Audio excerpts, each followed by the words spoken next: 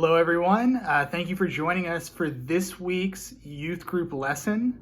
This is going to be our last new lesson on the book of Revelation. This week we are talking about Revelation chapter 21. This really is the final act that we are going to be talking about here. This is the picture of the New Jerusalem. And we're going to talk a little bit about that today, as well as what it means in this time. I think we're reading through Revelation at just about the perfect time. With everything going on in the world right now, the end of Revelation really does bring us some hope for what is going to happen next. So I'm going to read just the first 7 verses of this chapter, and that's what we're going to focus on for the lesson today. So let me pull that up. So this is, again, Revelation chapter 21, verses 1 through 7.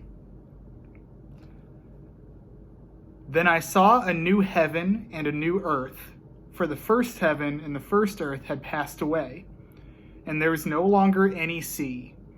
I saw the holy city, the New Jerusalem, coming out of heaven from God, prepared as a bride, beautifully dressed for her husband. And I heard a loud voice from the throne saying, "Now the dwelling of God is with men, and he will live with them. They will be his people, and God himself will be with them and be their God. He will wipe away every tear from their eyes. There will be no more death, or mourning, or crying, or pain, for the old order of things has passed away."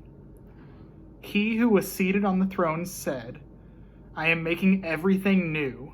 Then he said, "Write this down, for these words are trustworthy and true." He said to me, "It is done. I am the Alpha and the Omega, the beginning and the end. To him who is thirsty, I will give to drink without cost from the spring of the water of life.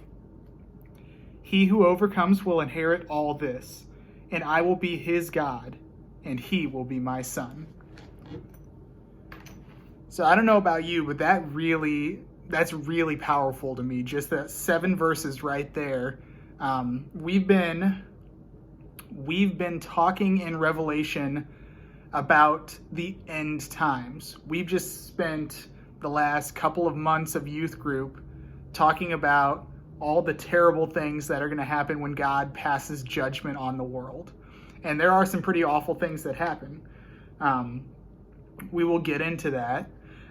So I wanted to first talk about something that happens in the very beginning.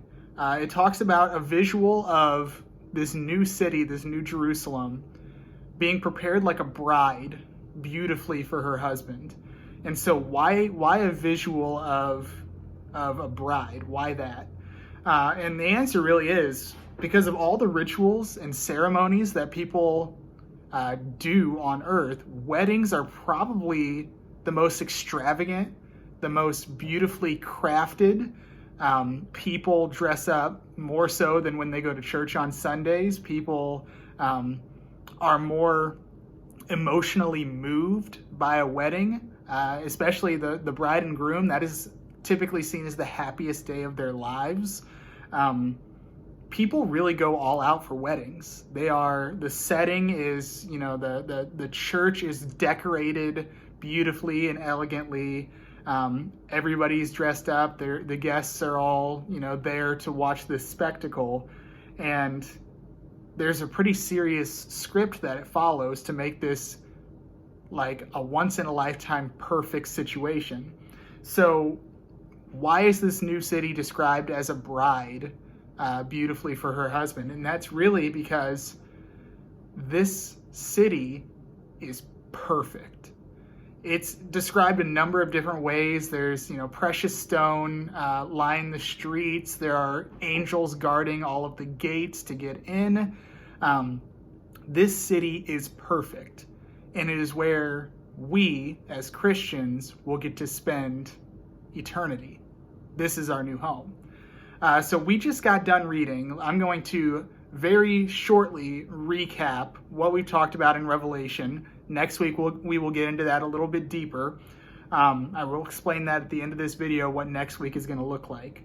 But really briefly, we just got done reading all about God's judgment on the world. And it wasn't necessarily pretty. We had war, we had death, we had famine, we had plagues, we had a dragon. But here in chapter 21, right before the entire Bible ends, this is like the last couple of chapters of the entire Bible, the tone really switches from this kind of apocalyptic writing to a great picture of what happens next, a renewal of sorts. It's really beautiful in how it ends. It doesn't just end good, it ends better than we could have possibly imagined. Everything gets better at the end. So when John is writing this, you got to imagine when he was shown this new city, he stands in awe. I'm guessing, he was just standing there and his jaw dropped as he watched this new city come out of heaven to where he was. And the realization dawned on him that he is now part of this new city. He is now part of God's people in heaven, but that heaven is now on earth. This holy city it's described extremely elegantly, and I encourage you to read through that. That's also in chapter 21, with angels and precious stones and jewels and everything. But this city really is described like what you would imagine, you're a bride on her wedding day. Everything is perfect and beautiful.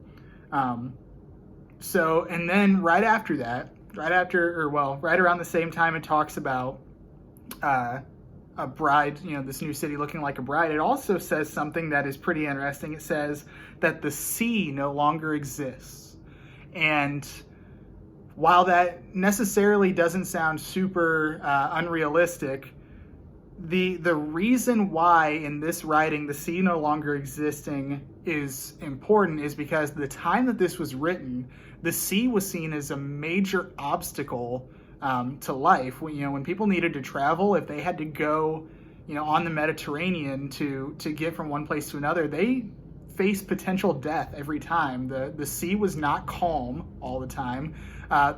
When we have seas and oceans that we know of now, the known world back then was much smaller, but we know it's salt water. We can't drink that water. It doesn't help us sustain life. So the sea was seen as kind of a bad omen in the time that this was written. So the symbolism now of the sea no longer existing is really that the sea was a threat, and that's why it no longer existed. Now, for us, it's not necessarily as big of a threat, but don't tell that to the people who were on the Titanic, because they might disagree. So the sea not existing anymore really just kind of signifies that all threats are gone. Everything in the city now is perfect. So I thought that was pretty spectacular and pretty cool. So the last thing I wanted to kind of do as part of this lesson was to really talk about where John was when he was writing this. So a callback back to the very beginning of Revelation, John was exiled on an island where he was writing this letter, and he was writing it in code so that Romans couldn't steal this letter and destroy it. He was writing this so that the Christian people, his people, could read it and understand it, and we would have this book, of what happens at the end.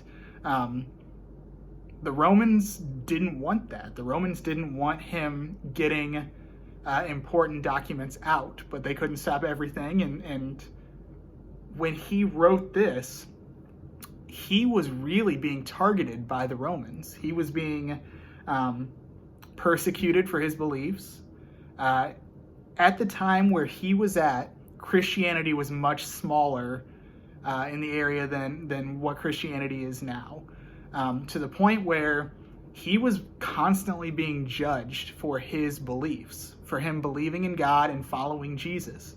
And so I have a question that I'm going to leave with you guys that is going to be kind of food for thought this week. Has there ever been a time where you felt that people are judging you for being a Christian?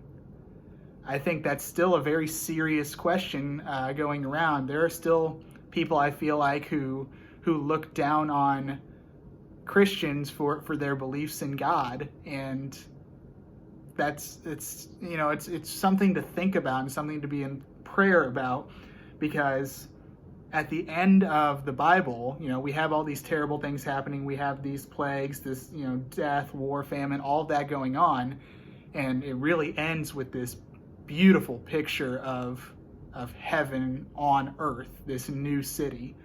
And so I think that's something to give us hope, especially right now in the world that we're currently living in, being stuck in our own homes. We need all the hope we can get right now, right? So the end of Revelation really is the perfect thing to be reading right now, because we are getting this picture of hope, this great ending to the entire Bible. So this week's lesson again was just on Revelation 21, and what I'm going to be doing, there will be a Zoom discussion on Wednesday night. I will set that up and post that as soon as I finish this video. That is open to anybody from 6th grade to high school. I encourage you guys to join there. That is a place for us to chat about what this particular chapter of Revelation means. It's going to be very discussion based.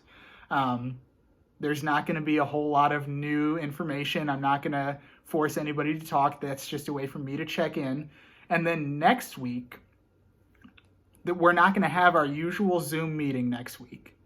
Next week, I'm going to post kind of a review of the basic stuff we've talked about in Revelation. It might be a video. It might just be one sheet of paper for you to kind of download and just kind of look at some of the stuff in Revelation. And I'm going to give you guys stuff to think about and be in prayer about, so that next week, while classes are officially done, the school year is officially over, you're going to be getting a break and Revelation is done.